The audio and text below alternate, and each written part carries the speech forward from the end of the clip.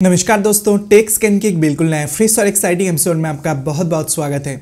दोस्तों 5G era Bharat के अंदर स्टार्ट हो चुका है, जहां पर भारत के अंदर जियो और एयरटेल कंपनी ऑलरेडी अपने 5G सर्विसेज को लॉन्च कर दिया है।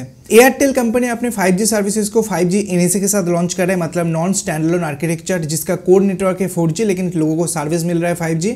और रिलायंस जियो की तरफ से जो यहाँ पर सर्विस को लॉन्च किया गया वो मेनली 5G एसए के साथ किया जा रहा है, मतलब स्टैंडअलोन आर्किटेक्चर, जिसके अंदर जो कोर नेटवर्क है वो भी 5G है, लेकिन जो सर्विस वो प्रोवाइड करे वो भी 5G है। लेकिन वोडाफोन आइडिया कंपनी की अगर मैं बात करता हूं तो अभी तक 5G का कोई भी फाइनल अनाउंसमेंट वीआई कंपनी की तरफ से हमारे पास निकल के नहीं आया। उसी के साथ साथ अगर मैं बीएसएनएल कंपनी की बात कर रहा हूं तो वो हो सकते हैं कि आने वाले कुछ ही टाइम के अंदर अपने 4G और 5G सर्विसेज को लॉन्च कर दे। रिलायंस जो जब मार्केट के अंदर आया था तब मार्केट 3G पर डोमिनेट कर रहा था। रिलायंस जो आने के बाद बहुत सारे कंपनी मार्केट के ऊपर नहीं रहा। रिलायंस जो आने के बाद पूरे तरीके से जो 4G एरा है वो यहाँ पर स्टार्ट हुआ। 5G एरा के अंदर क्या कोई नया सा कंपनी आएंगे हमारे पास जो मेनली भारत के मार्केट के ऊपर डोमिनेट करेंगे? भारत के अंदर ऑलरेडी 3 प्राइवेट टेलीकॉम कंपनी और 1 सरकारी टेलीकॉम कंपनी है, जहां पर 2 टेलीकॉम कंपनी के साथ डुओपोली है, एयरटेल और रिलायंस जियो, और बाकी टेलीकॉम कंपनी अपने एग्जिस्टेंस को बचाने की कोशिश कर रहा है।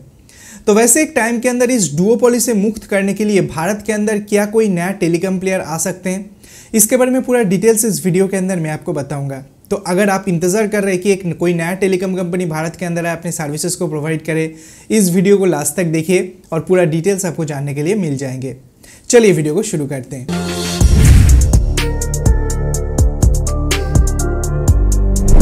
दोस्तों सबसे पहले अगर मैं भारत की बात करता हूं तो आपको पता है भारत एक ऐसा देश है जो बिल्कुल भी छोटा नहीं है, बहुत ही बड़ा देश है। बहुत ही बड़े अमाउंट ऑफ लोग जो है वो भारत के अंदर इंटरनेट को यूज करते हैं।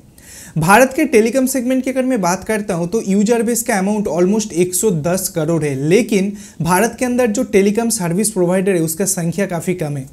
एक टाइम के अंदर भारत के ऊपर 10 से 12 टेलीकॉम कंपनी ऑपरेट करते थे, लेकिन जब से रिलायंस जो मार्केट के ऊपर आया और अपने सस्ते प्लान्स को चालू करने लगा और उस प्लान्स के साथ कम्पीट करने के लिए बाकी टेलीकॉम कंपनी को बंद होना पड़ा, कुछ चुनिंदा टेलीकॉम कंपनी सर्वाइव कर पाया।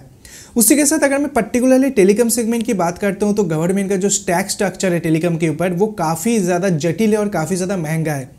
एक टेलीकॉम कंपनी को अपने सर्विसेज को प्रोवाइड करने के लिए ह्यूज अमाउंट ऑफ इन्वेस्टमेंट करना होता है। पूरे भारत के अंदर ऑप्टिकल फाइबर बिछाना होता है, जो बिल्कुल भी कम समय या कम पैसों की बात नहीं है। काफ़ी ज़्यादा अमाउंट ऑफ इन्वेस्टमेंट यहाँ पर लगते हैं, और ओवरऑल अगर मैं बात करता हूँ तो टेलीकॉम कंपनी का इनकम जो है वो उतना ज़्यादा नहीं होता। फॉर एग्जाम्पल रिलायंस जो अगर अपने 5G की बात करूँ तो अभी के टाइम तक 2 से 2.5 लाख करोड़ रुपए ऑलरेडी खर्च कर चुका है रिलायंस जो कंपनी के अंदर।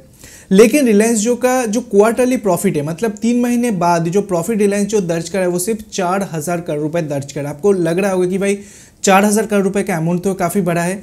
आप यहाँ पर 2.5 लाख रुपए खर्च करें कोई एक बिजनेस बनाने के लिए और 3 महीने के बाद आपको 4,000 रुपए मिल रहा है, तो आपको कैसा लगेंगे? सिमिलर चीज़ यहाँ पर रिलायंस जियो के साथ भी हो रहा है, लेकिन उसके पीछे जो वो करोड़ जुड़ा हुआ है।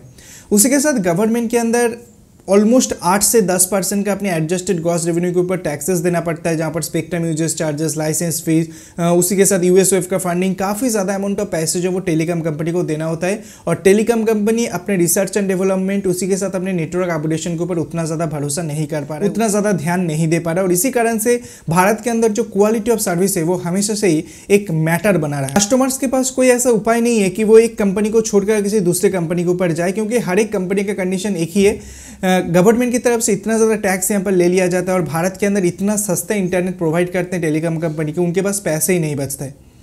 ये चीज़ को भी हमें सोचना चाहिए। तो काफ़ी सारे लोग ये चाहते हैं कि मेनली एक नया टेलीकॉम कंपनी भारत के अंदर आए, जो कंपनी भारत के ऊपर अपने सर्विसेज को प्रोवाइड करे, काफ़ी सस्ते सर्विसेज प्रोवाइड करे। तो इससे कुछ फ़ायदा होंगे कि भारत के अंदर जो डुओपोली अभी चल रहा है, जियो और एयरटेल का डुओपोली खत्म हो जाएंगे, एक हेल्दी कंपटीशन बना रहेंगे और हर एक टेलीकॉम कंपनी कस्टमर्स को बेटर सर्विस प्रोवाइड करना चाहेंगे।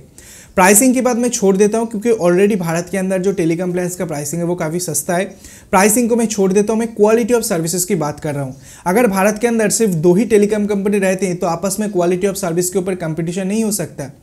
तो अभी कौन सा कंपनी आ सकते हैं या क्या कोई संभावना है कि भारत के अंदर कंपनी आएंगे? एक संभावना था कि अदानी ग्रुप जो है वो भारत के अंदर अपने टेलीकॉम सर्विसेज को लॉन्च करे।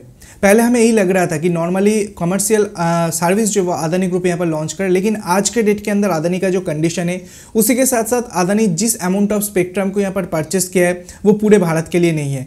अदानी की तरफ से बताया गया था कि वो मेनली इंटरप्राइजेस के लिए, मतलब जो बिजनेसेस है उसके लिए वो 5G सर्विस यहाँ पर प्रोवाइड करेंगे, जो आम कस्टमर्स के लिए बिल्कुल भी नहीं होंगे। तो बिजनेसेस को वो सपोर्ट करने के लिए मेनली 5G सर्विसेज को लॉन्च करेंगे। और अदानी का कंडीशन आज के डेट के अंदर ऐसा बिल्कुल भी नहीं है कि वो मेनली भारत के अंदर पूरे तरीके से टेलीकॉम सर्विस को प्रोवाइड करता है। ऐसा पॉसिबल बिल्कुल भी नहीं है, अभी के टाइम तक तो ऐसा बिल्कुल भी पॉसिबल नहीं है।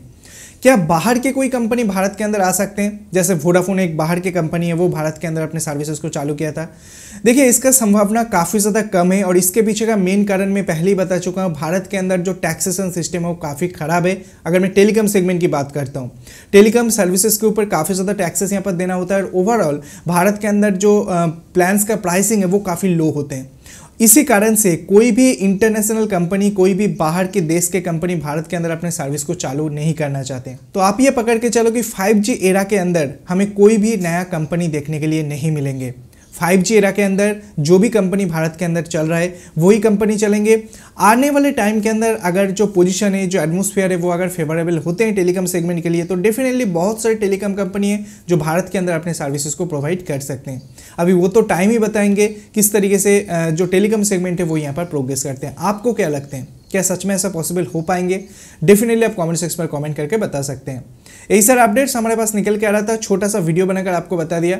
अगर वीडियो पसंद आया, कुछ नई जानकारी मिला तो वीडियो को लाइक कीजिए, वीडियो को अपने दोस्तों के साथ शेयर कीजिए, चैनल को सब्सक्राइब करके पास में बेल आइकन को दबाना बिल्कुल भी मत भूलिए ऐसे इंटरेस्टिंग वीडियो डेली बेसिस देखने के लिए। Thanks for watching, bye and take care. आपसे कुछ मुलाकात होगा ऐसी कोई नया वीडियो के साथ, तब तक के लिए दोस्तों अपना ख्याल रखिएगा।